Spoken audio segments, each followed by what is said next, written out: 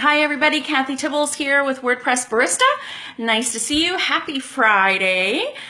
I wasn't going to say hi everybody. I keep saying that, and that's, I don't know, it's not very personal. I actually like talking to you. So I just got off a phone call from somebody who needed my help, and I just dropped the kids off at school, so I haven't exactly looked at. I know we were going to talk about something to do with the blog post that I wrote on Tuesday. In case you don't know, every Tuesday I publish a blog post or a tutorial, and then every Thursday I publish the newsletter, so you can have a look. And the newsletter is where we really dig deep. I love the newsletter. That's the place where I write about what I'm really learning, and you can email me back with the stuff that's really going on in business and in life, and we can talk about the real stuff. The blog is great for your tutorials and different things, but it's not really where we get to chat one-on-one. Okay, so that's right. We were going to talk about the incentives. What kind of incentives that will make people sign up for your email? Email is becoming really, really important. It's the new thing everybody needs to see. Hi, let me know who's here. Write your name in the comments so I can see and say hello. Okay, so incentives. And if you have questions about incentives or how to build your list, do write them in the comments. I'm supposed to be able to see them. I'm not entirely sure. Okay, but one of the biggest things you can do is put an incentive that people will absolutely love to get. They want to get it. And not only, don't offer something free, like a $100 Amazon certificate or something, because that, even if you could do that, that's not a good idea, because all they're going to do is sign up to get the gift or get the thing that you're offering and then leave or unsubscribe or give you their email for newsletters. Do you have an email that you sign up when you want something, but you don't actually want to read what's going to be coming to you all the time? I do. Actually, ironically, I use my personal email for newsletter signups because I hardly ever check my personal email. I'm on work email all the time. So, okay, here's the things to understand. A person, if they're going to give you their real email, that they are saying, I'm actually interested in what you have to offer. So offer them something that is in direct line up to your services. We'll go through some examples in just a second. That relationship is the most precious, valuable thing that a person can say. I mean, I was up early this morning and actually checking my email because it's kind of like, what's going on with my day? Did I get anything personal? Newsletters, sometimes I love them. Sometimes I'll look right away to see who sends a Bushra from, what is she called? She sends a newsletter I just love. And it's the Persuasion Revolution. Oh my goodness, if you haven't read her, you have to go read. And it is about using persuasive language in order to get people to pay attention and in order to connect with people. I don't think it's necessarily trying to trick people, but it's trying to connect with them and not coming across so preachy, so teachy. That's my default. I am a teacher. I love to teach, but it's not how to connect with people. If I was sitting down to coffee with my best friend, I wouldn't be teaching her, I wouldn't be teaching her about life. I'd be talking, I want to connect with her. And so when we're writing emails, it really should be to connect with the person, not to teach them something. Although they should have value in it and want to get it. So some examples I promised you. One more thing.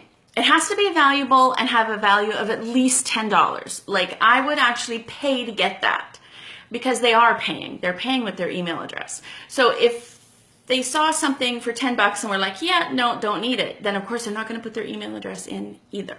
So write something, give something, produce something that is actually at least worth $10. So some examples, produce a challenge. Like right now, there's thousands of people doing an Instagram challenge from Jenna Kutcher.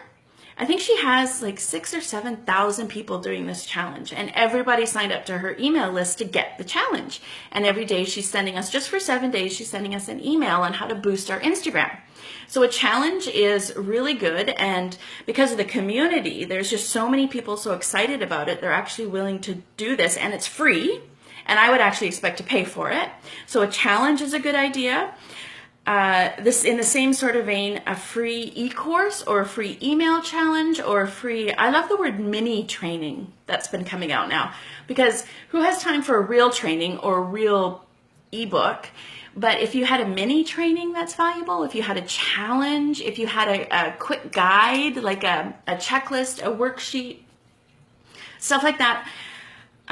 Here's some other ones. A fascinating case study. There's a lot of businesses that really rely on case studies to convince their bosses to buy your services. The bold manifesto. Oh, free printables. Free printables that are either inspiring, quotes, worksheets, and graphics. Like if your audience is designers, developers, well, anybody who uses graphics, which are pretty much all of us with a website, you could offer a free package of stock photos or fonts or icons or just something that they can use on their blog. All of those are really valuable. Another thing that people will really sign up for is members only specials and discounts. So if you have a shop, offer a coupon in exchange for an email address. That actually has a monetary value, and people will sign up for these incentive ideas. So number one, make sure it's actually valuable, worth real money. If somebody wouldn't pay for it, they're not going to give you the email address for it. So real money. And number two, it has to line up with what you do. Don't give something away that somebody's going to sign up for the list, they're going to love it, and then they're just going to unsubscribe later. You have to provide something that they're actually, like Jenna, with, I think it's Jana at Twiggy Posts. She is, I love her stock imagery, and that's what I use for Instagram and all of my photos on my website. And she, was it her? There's two photographers anyway that have amazing stock photos. One is Twiggy Posts and one is Rosemary Watson Productions. And one of them offers you a free set of photos if you sign up for their email list. That has real value, and people sign up. But I don't just sign up to get it and then walk away. I want to know if there's more stuff coming my way, and I want to hear how she uses it, and I want to get the information that she has, as well as we're like part of a tribe. She talks to us. I know Rosemary. Sorry about that. Rosemary is really, really good at connecting with people and not just teaching at us, you know, like she makes us feel like we're sitting down for a conversation. So I really appreciate that type of newsletter. So that's what I would recommend you to do. There's more information on the blog from this Tuesday. Your incentives, again, should line up with your services and what you offer. And number two, they should have real monetary value. So good luck.